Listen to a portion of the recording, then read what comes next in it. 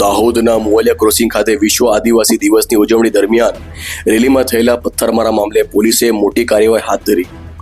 વિશ્વ આદિવાસી દિવસ નિમિત્તે આમ આદમી પાર્ટીના આગેવાનો વી સપોર્ટ ચેતર વસાવા તેમજ ડીજે સાથે રેલીમાં જોડાવાનો પ્રયાસ કર્યો હતો.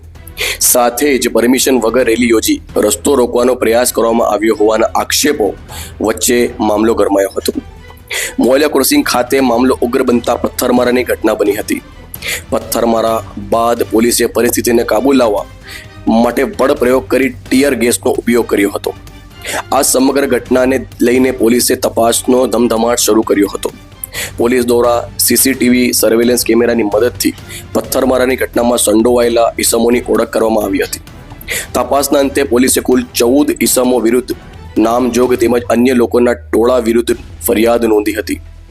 ફરિયાદ બાદ પોલીસે નામજોગ 14 ઈસમોમાંથી 13 ઈસમો ઝડપી પાડ્યા.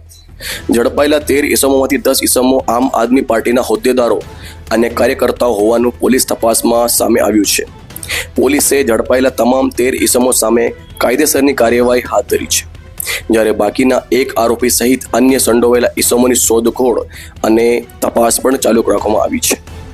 મોલિયા ક્રોસિંગ ખાતે થયેલા આ પથ્થરમારા મામલે સીસીટીવી સહિતના પુરાવાઓના આધારે પોલીસ દ્વારા વધુ તપાસ હાથ ધરવામાં આવી રહી છે.